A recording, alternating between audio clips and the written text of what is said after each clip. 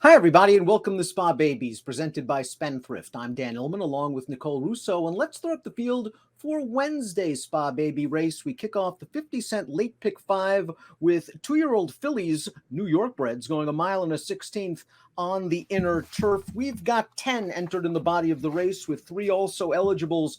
A lot of first-time turf horses and pedigrees to dive into, Nicole.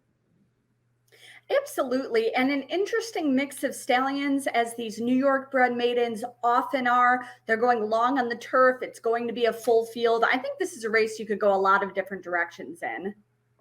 The number 1, SOLIB, has already raced once on dirt. Didn't do very well that afternoon over wet ground, but was very, very wide in that race. This is a $57,000 short yearling by American Pharoah, who was a $37,000 buyback as a yearling. American Pharoah does well with the turf horses, and this horse has a little bit of precocity and a little bit of turf in the pedigree. Yeah, American Pharoah, we've talked about a lot. So good with his turf runners, some turf in the female family. I like that this one has racing experience, both to perhaps help her out navigating the crowd from the one hole. Perhaps she won't be as intimidated as a first-time starter might be. And the experience could give her foundation going the 1.16 miles, a pretty juicy price on the morning line for a filly who will probably improve on this surface. 10-1 on the number 2, Sweet Sugar Baby. This is a daughter of Mission Impassable that has hit the board in both lifetime starts. Now, both of those races were dirt sprints. Now she's going to have to stretch out around 2 turns while switching to the turf. The dam is a half-sister to a multiple stakes-winning turf router. I'm not sure I love the Mission Impassibles on turf, however, only 4% winners first on the lawn. That was my first thought too, looking at this filly. I really do prefer the Mission Impossibles on dirt, perhaps going a little bit shorter. He's emerged as one of New York's leading young juvenile sires, doing just that. There is some turf and route ability in the female family, and I do like that this filly has experience under her belt as she gets ready to go 2 turns. Lots to like concerning the number 3, What Love Looks Like. It's a Todd Pletcher trained 2-year-old, and Todd's first-time starters are really firing. This is a daughter of turf champion English Channel and a half-sister to La Fuerza, who won her career debut and several stakes races as a 2-year-old sprinting on the dirt. There is a little bit of turf on the bottom of this pedigree. You don't need much with English Channel on top.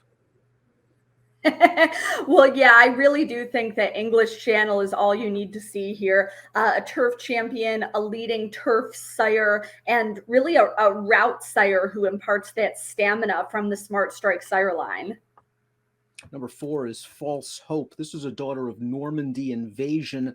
The Normandy Invasions take time, as you see from the statistics. They don't win first time out, 0 for 25 juvenile debut runners. But this dam has been very, very solid. She's foaled 8 winners from 9 to make the track, 3 of them winning on the turf. And this filly has been working right along since the end of May. However, this is False Hope's jockey Louis Saez's second call. If the 12 Rigby draws into the race, Saez goes there.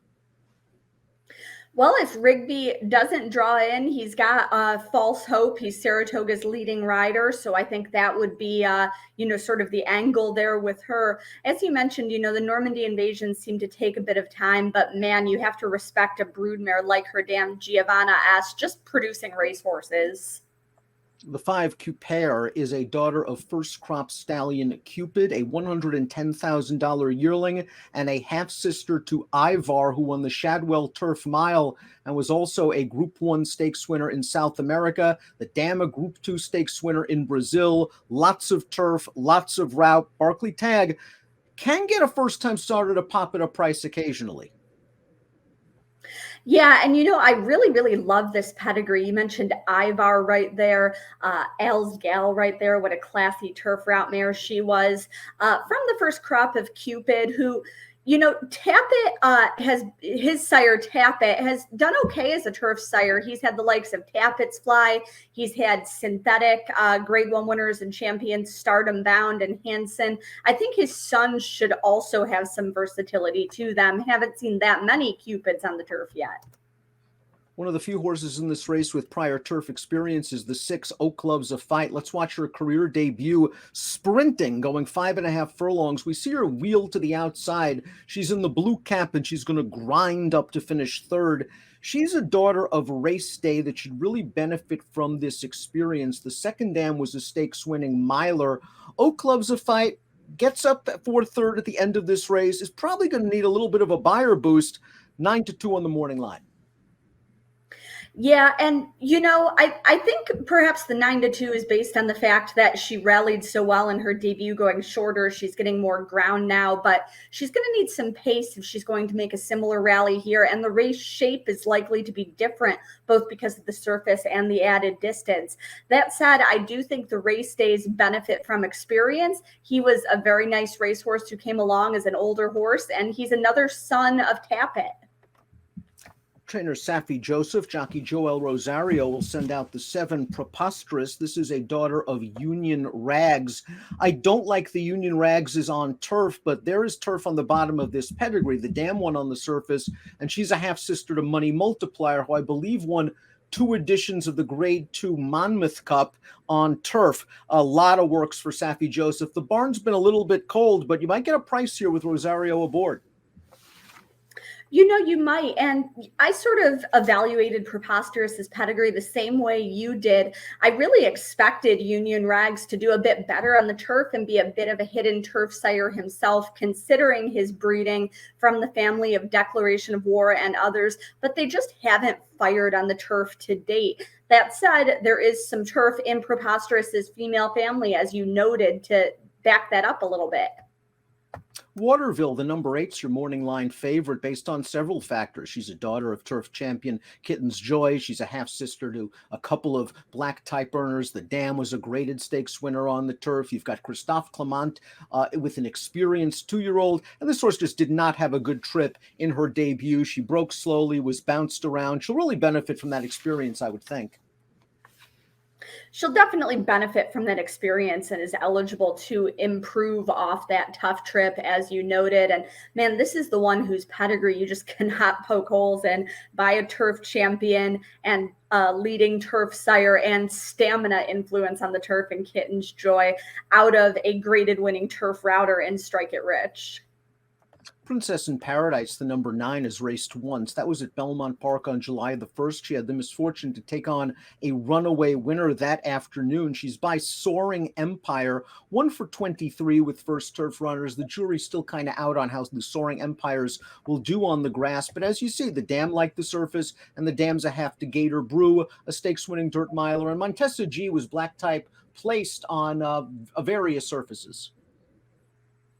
Yeah, sort of a mixed bag in this pedigree. As you said, I think the jury is still out on Soaring Empire as a turf sire. We really, compared to many other stallions, haven't seen as many of his foals. He doesn't have some of the numbers to throw up. That said, you see his sire Empire Maker and the broodmare sire here, Exchange Rate. Both are pretty versatile stallions. So I'll be interested to see what Princess in Paradise ultimately wants to do. Final horse in the body of the race is the 10. That's Saratoga Chrome. And this filly should appreciate the additional distance. She's by California Chrome out of a Sun King mare, and she's a half-sister to a couple of horses that did very well on synthetic, a $115,000 yearling buyback. Tony Dautreau has pretty good numbers going dirt to turf. This one has to navigate a tough outside post position, but I wouldn't be surprised if the extra distance in the surface switch works out.